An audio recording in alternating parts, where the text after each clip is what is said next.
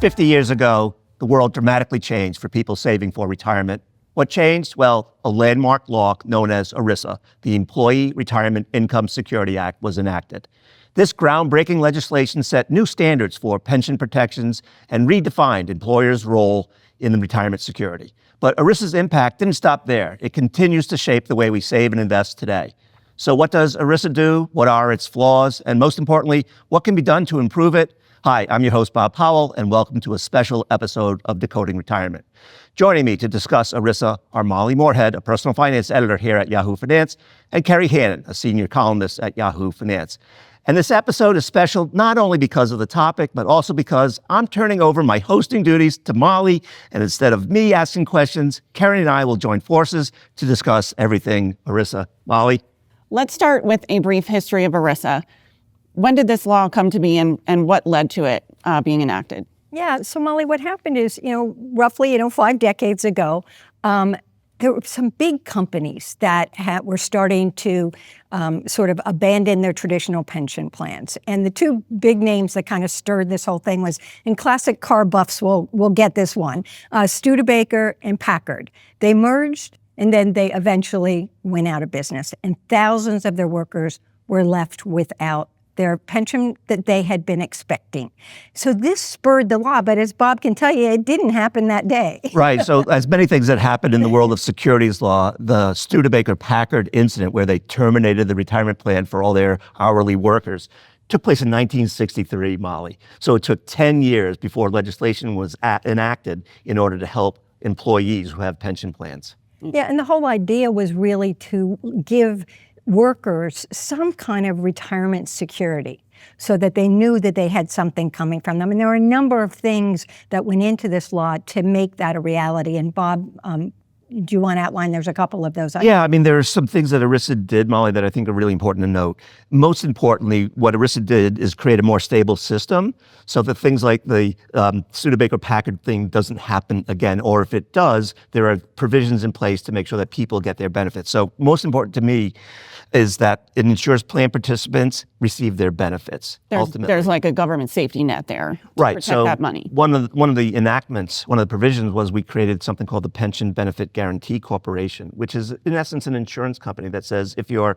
employer's pension plan goes belly up, goes bankrupt, there is at least an insurance company there that will pay you some percent of what your scheduled benefits were. Okay. And Bob, it also added, Molly, they had to have certain funding requirements for these companies in order to have these plans. And then they created eligibility rules for the employees. So it made it more understandable for people. And also, and this is the important one that you like to talk a lot about, the fiduciary aspect of this. Yeah, so plan sponsors now have to act as fiduciaries for the And what is it? Tell people what that means. So in very simple terms, it means that you have someone who's acting in your best interest and not in their best interest. So if I'm running this account, I'm not going to pick the one that pays the best commission to me. I'm going to pay the one that I think will earn the most money for you down the line. That's in your best interest. Yeah.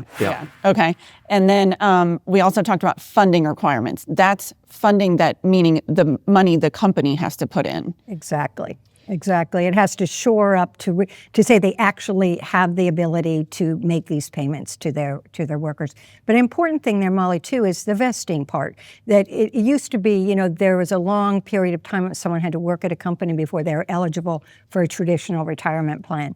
And now it's shortened it to roughly 3 years. Is that about right? Yeah, 3 years or 5 years if it's a graduated vesting program. Yeah. So, and we explain what vesting means exactly. Well, vesting means like at what point do you get 100% of the benefits that the company has promised you? So in the case where your vesting schedule might be 3 years and you get 100% of your benefits, if you don't work for the full 3 years before you leave the company, you don't get all of it. But if you work for 3 years plus, you'll get 100% of the scheduled benefits.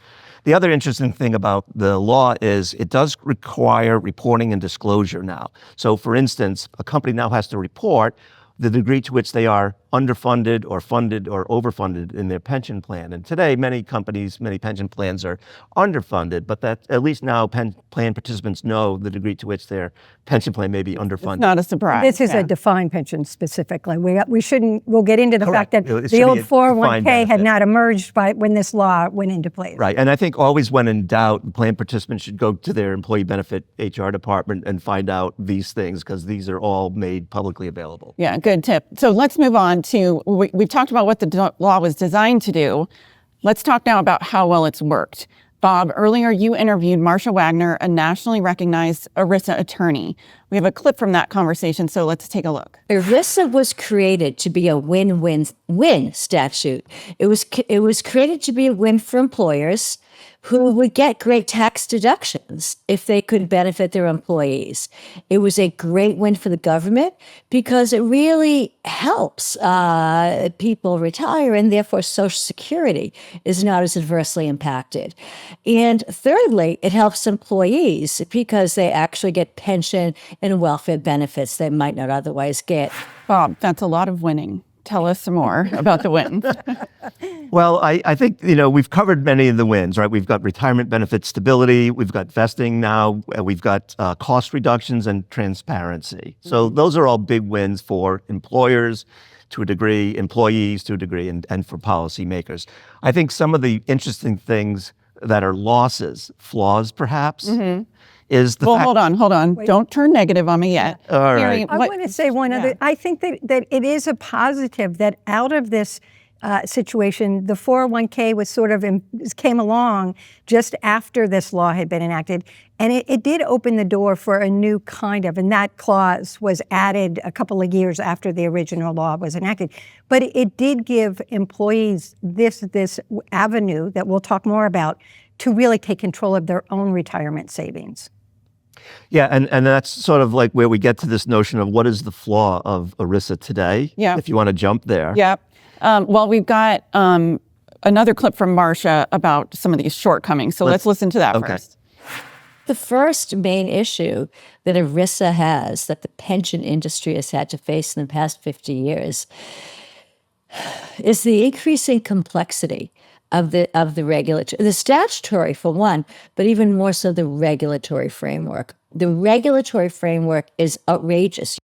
All right, this regulatory framework she's talking about. Well, she's right. I mean, what happened is when these new regulations and restrictions came on for the companies who had these defined traditional pension plans for their employees, they say, what the heck? We're not doing it. This is too expensive. We're out of here. So a lot of them just shut down their plans. They decided to get out of that traditional pension business, which was really, startling, the sort of exodus from them. Because nothing in ERISA says you have to provide a pension. Absolutely not. Okay. And so the second thing is that smaller employers, it made it almost inaccessible for them in terms of expenses to start a plan for their employees. And this is an issue that we're still facing today that makes it difficult because of the regulations. And we love that it put guardrails, but it also created an extra hurdle. Yeah, and I would say that, I'm not going to quote the exact numbers, but prior to ERISA, you might have had 80% of companies offering a defined benefit plan. And then in the wake of ERISA coming along, we've now seen a decline in the number of defined benefit plans being offered. So maybe 15% of the 160 million workers in this country today might have a defined benefit plan. So with the decline of defined benefit plans, we've seen an increase in the number of defined contribution plans. The unfortunate thing is only half of working Americans, call it 80 million people, have access to a defined contribution plan. Still so many people without any plan. Right, so we have 50% lack of coverage in the retirement space. All right, well, we have clearly a lot more of the flaws to get into right after a quick break. Welcome back to our Decoding Retirement panel. I'm Molly Moorhead here with Bob and Kerry, all of us from Yahoo Finance, speaking about 50 years of ERISA. So we've discussed the history of the law, how it's helped Americans secure their retirement, and we were talking before the break about the gaps in who's covered, what is required. Here's another clip from Marsha Wagner. approximately half of working people are not covered by any plan. And that is a problem. I mean, clearly they're covered by, well, if they have more than 40 quarters, they're covered by Social Security, but not everyone gets more than 40 quarters.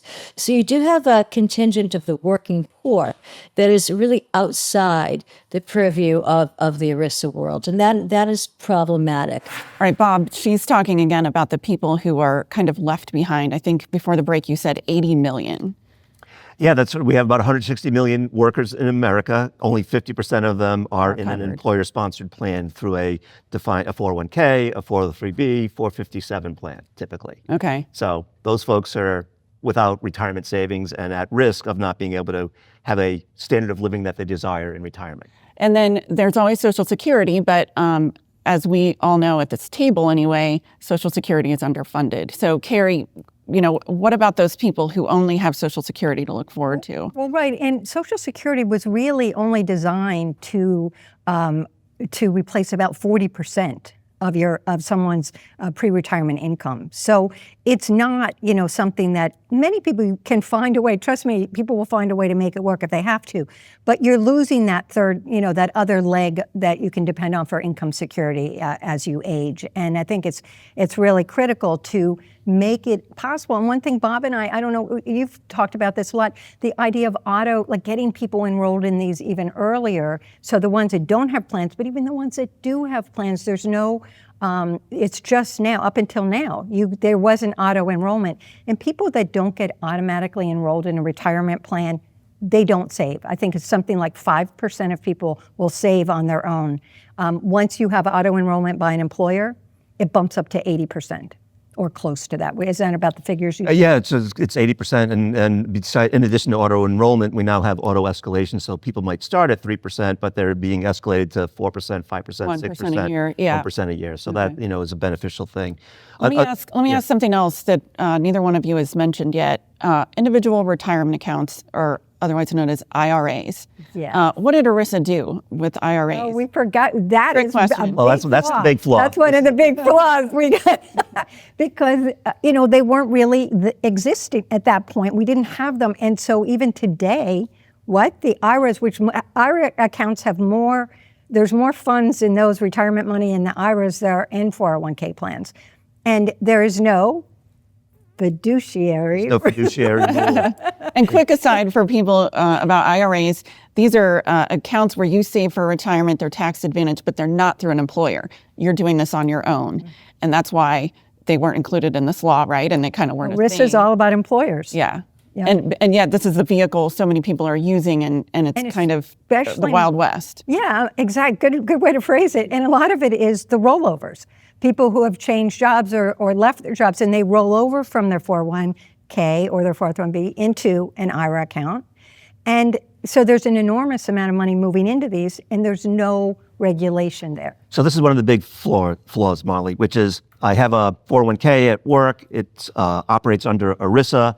I decide to roll over my 401k into an IRA, and there is no fiduciary standard on the part of the person who is giving advice to the person who's rolling over their 401k. Okay. So ERISA has, through the Employee Benefits Securities Administration, EBSA, has proposed fiduciary rules, but every time there's a new administration, those rules get struck down or reenacted or struck down, or there's a judge to put them on hold. And what's happening is the plan participant is at the now the whim, right? People have said that it's quite possible that older adults and others may be exposed to financial exploitation because there is no fiduciary rule in place when someone's rolling over their money from a 401k to an IRA. Okay. Kerry, you have written that we have a retirement crisis in America, and that's even after a half century, 50 years of these important protections being in place thanks to this legislation. So clearly there's more work to do. What are some changes that you think can be made? Both, updating the law, new law, individual actions, what can be changed? Yeah, I think there are lots of areas that we can work on. For example, I will say, for someone who is, fairly highly well paid and so forth, ERISA's quite, we're doing just dandy, but there's a lot of racial disparity here. And women in particular aren't being protected in terms of with that lower pay with out of the workforce, not having access to retirement plans when they've stepped away from work for a time. There are all kinds of, the deck is kind of stacked against a lot of people in this country in terms of saving for retirement. One thing that I really, and so many workers today are contract workers. I mean, whether you're in your 20s or whether you're, unretired, as I call it, the group of people, have stepped Going away back and they to keep work. going Yeah. because they're having longer working lives. So what is starting to happen is 17 states have enacted legislation that allows small employers, so this isn't necessarily your contract workers, but small employers, to start offering plans to their employees. And they start with like maybe 4% of salary automatically taken and put into a state-administered retirement plan. And they ratchet that up automatically each year to about 10%. Now, employees can opt out of that. They don't have to do this. This is a slow steamer. This thing has just started to roll. But if we could get more states engaged in this sort of helping, it's not huge amounts of money people can even save this way, to be honest with you. But it gets it started. You start the habit. You start the auto-enrollment. And so as more states introduce this kind of legislation, I think we see opportunities for the thousands and millions of workers in small businesses. Yeah, so I'd like to pick up on something Kerry mentioned about women being at a disadvantage here. Okay. So under ERISA, if you have a defined benefit plan and you retire, you have an option of taking the money sometimes as a lump sum, sometimes as a single life annuity, sometimes a joint and survivor annuity. And if you were to choose a single life annuity, which is on my life alone, my spouse would have to sign off on the fact that I'm taking this as a single life. But let's say, for instance, I roll it over to an IRA and I decide to go to a casino. Well, my spouse doesn't have any say in my IRA. It's mine.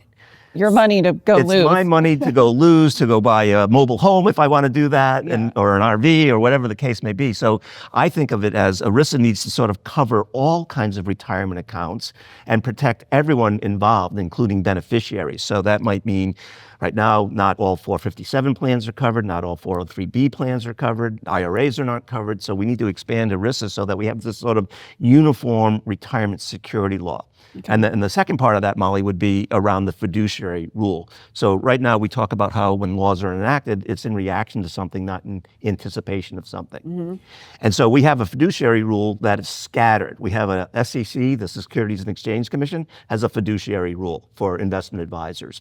Lawyers have a different fiduciary rule for duties of care and duties of loyalty. But nowhere do we have this fiduciary rule that exists under ERISA for the benefit of plan participants, in which case we already talked about this notion of how can someone act in the plan participant's best interest when they're doing a rollover. And so we need some sort of uniformity. So years ago, there was no such thing as a Roth IRA or a Roth 401k or a health savings account, right? Or a reverse mortgage, or name any product that's been introduced since the ERISA was enacted 5 decades ago. And so it hasn't kept pace with all the new products, all the new research, and all the new trends. Yeah, in a way, it's great that we have all these different vehicles to save for retirement, but it makes the alphabet soup kind of even harder to make sense of. Complexity. For the average person. So ERISA is certainly not the only law on the books that affects how we save for retirement. Every year there are new rules, even new programs from employers that can help people prepare. Kerry, you mentioned the new state systems.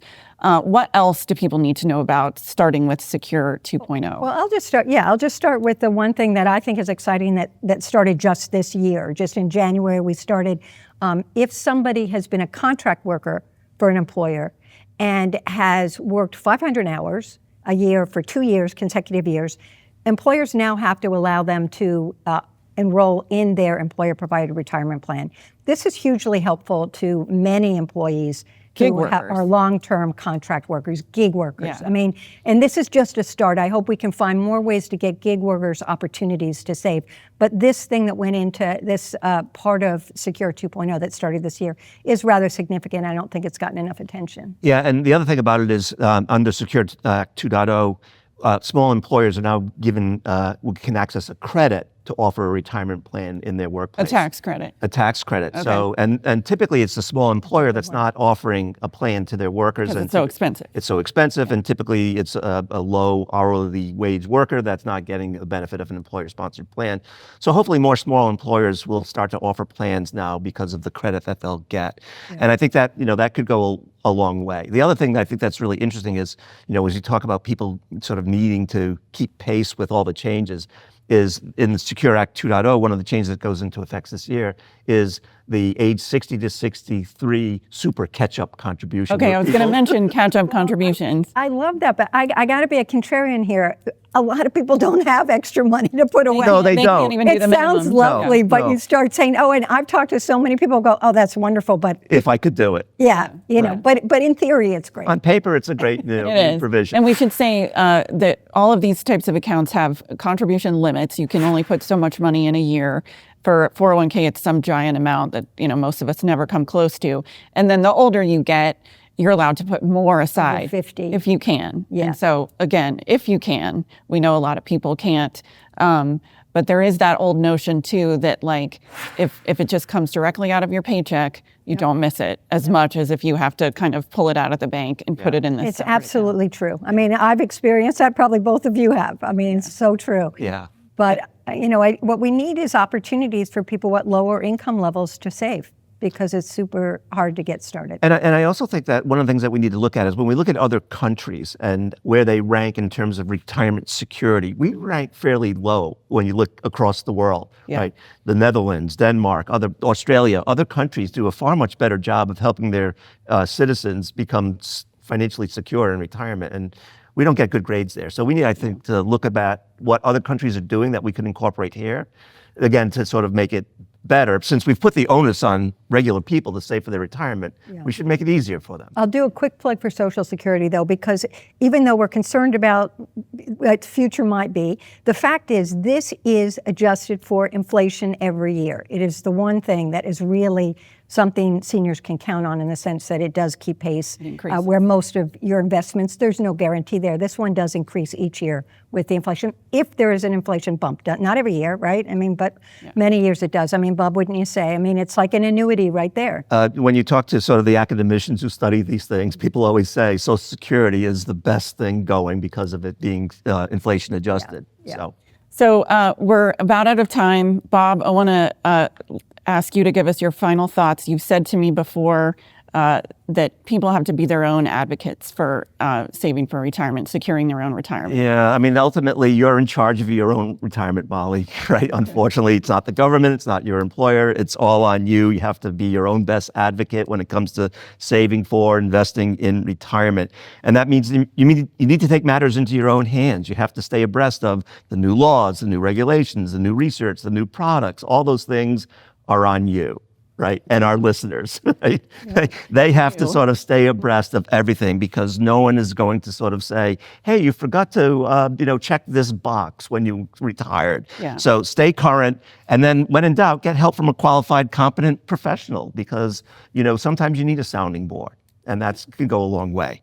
So that's my final word. All right. Well, thank you both. Thank you, Bob, for handing over hosting duties to me, and I'll let you close us out. All right. So that wraps up our special episode of Decoding Retirement. I want to thank Molly for serving as our host today, and Kerry for sharing your knowledge and wisdom with us. And don't forget, for the latest news and expert analysis about retirement, check out yahoofinance.com.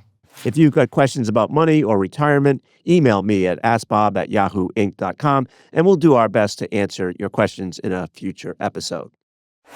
This content was not intended to be financial advice and should not be used as a substitute for professional financial services.